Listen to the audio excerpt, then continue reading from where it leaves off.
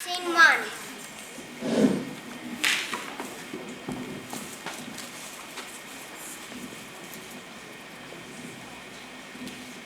The skit you're about to see is based on fact that accounts actually happened. For real, they are all about three young champions, Dave, Dan and Joe. They didn't know they were going to be champions, but God did. This is their story. First, we'd better tell you Dave's story.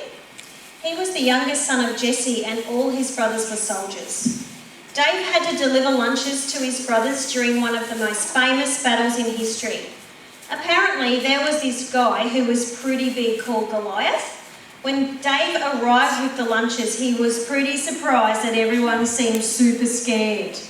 Dave quickly learned that Goliath was the Philistines' secret weapon. No one who fought Goliath ever lived. Picture this. The Philistines standing on one hill, looking really scared. The Philistines looking really angry. And God's people standing on the other side looking really scared. Every day, Goliath would come out and say, "Send your best soldier to fight me." Send your best soldier to fight me. No one spoke. No one moved. Goliath would yell, "Chickens! Chickens! Your God can't save you. Your God can't save you. I'll rip your heads off and have them on toast." Oh, if you have to have them on toast. He would stare at them from under his horrible helmet and he would laugh his horrible laugh. Ha ha ha! God's people froze with fear. Their eyes glazed over, they turned pale, some of them even fainted. If God didn't do something, but God would do something, he would send someone to save them, and that's where Dave comes in.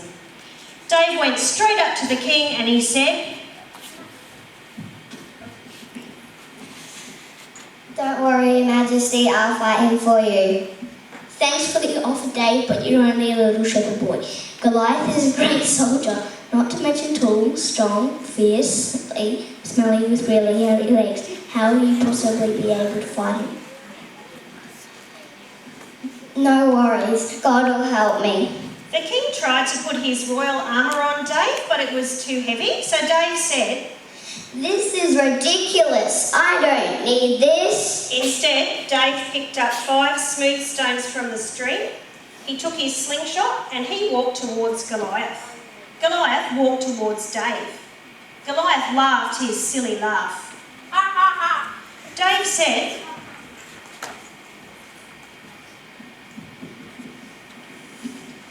I'm little, but God is great. and then Dave went on to give a really powerful speech and it went a bit like this.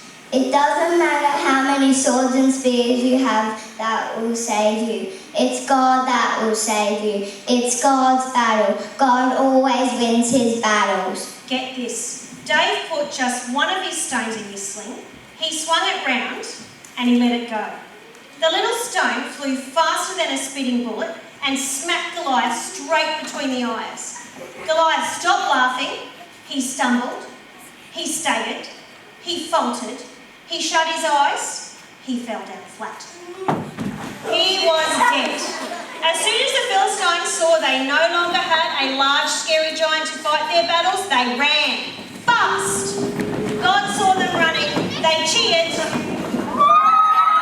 God had saved his people and Dave became a hero.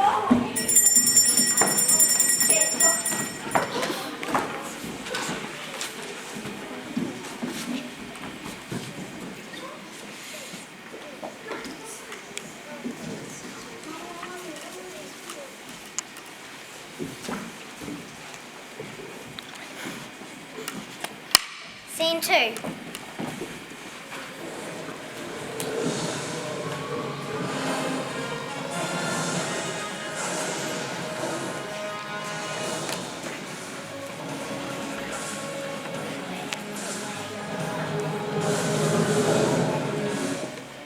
We interrupt this story for some breaking news about a guy called Joe. Police have confirmed that Joe has just been found washed up on a local beach. Witnesses claim he's been spat out by a giant fish after sitting in its belly for 3 whole days. We cross live to our star reporter Caleb, who has just arrived on the road to Nineveh. He has managed to secure an exclusive interview with young Joe. Over to you, Caleb. Thanks, Calvin. We're here today talking with Joe, who's just survived 3 days in the stomach of a whale. Tell us all about it, Joe. Well, God asked me to go to Nineveh to talk to people there about him, but I made a different plan. I got on a boat to Tarshish, and before long, a fierce wind began to blow. The boat began to shake, and everyone started turning green. Joe went on to talk about how he quickly realised that God had sent the storm because of him. He realised he was never going to get away with running away from God, and so he said, "This is my fault. Throw me overboard." They did as he asked, and as soon as he hit the water, the storm went away. Just when Joe thought it was all over, along came the big fish, which God sent to rescue him. "I can tell you," Joe said, "the inside of a fish does not smell very nice." While he sat there, he had time to think, and he realised how silly his plan was, so he prayed to God and asked for forgiveness. And that's when it spat Joe right up onto the beach.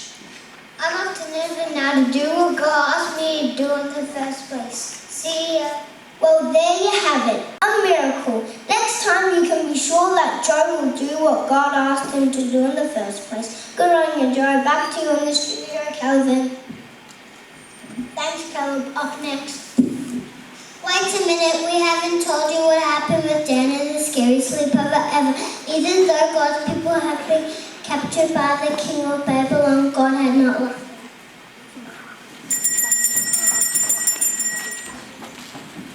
Hi, I'm Dan.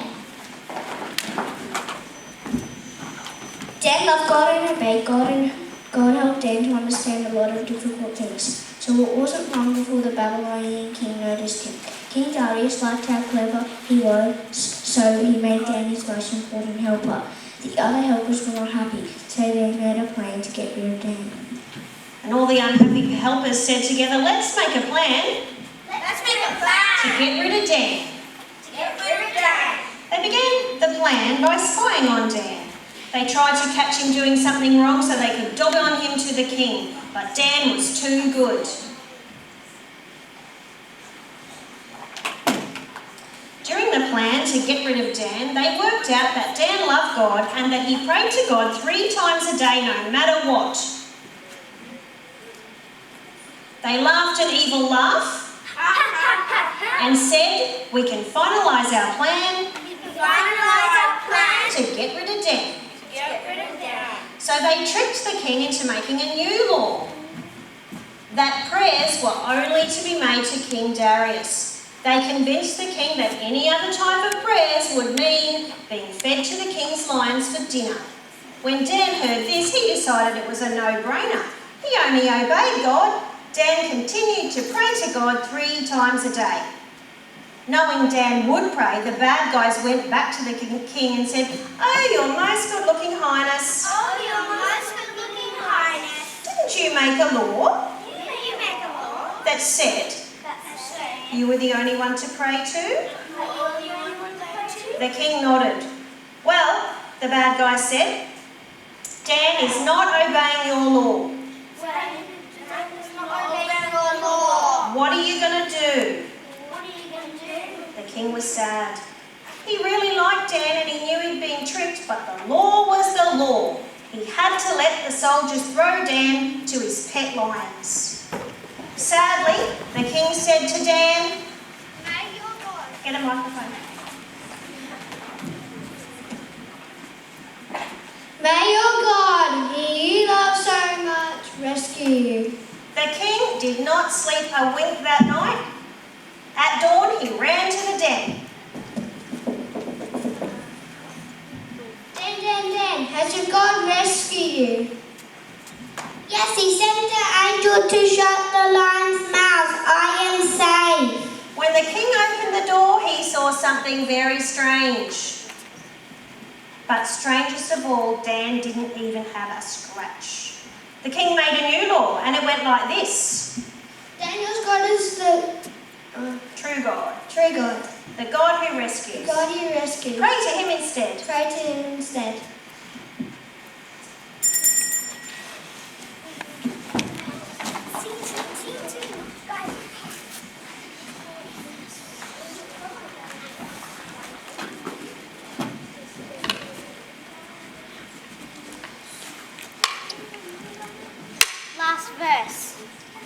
Well, there you have it. Well, there you have it, the incredible true accounts of Dan, Dave, and John. These guys are just a few of God's champions, but the Bible is full of them. But as we all know, the time was coming when God would send another great champion, even more amazing than Dan, Dave, and John. This champion would love God and do whatever he said, whatever it cost, even if it meant he would die. And together, God and the greatest champion of them all will put off the greatest rescue the world has ever known. Yes! His name is Jesus!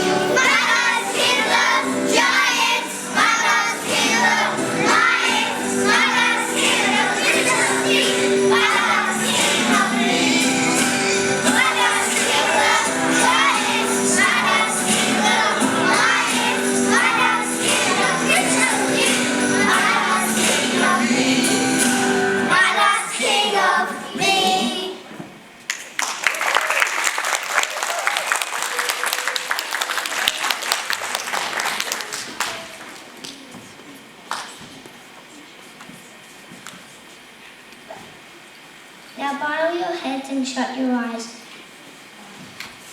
Dear God, thank you for this wonderful day you have put before us.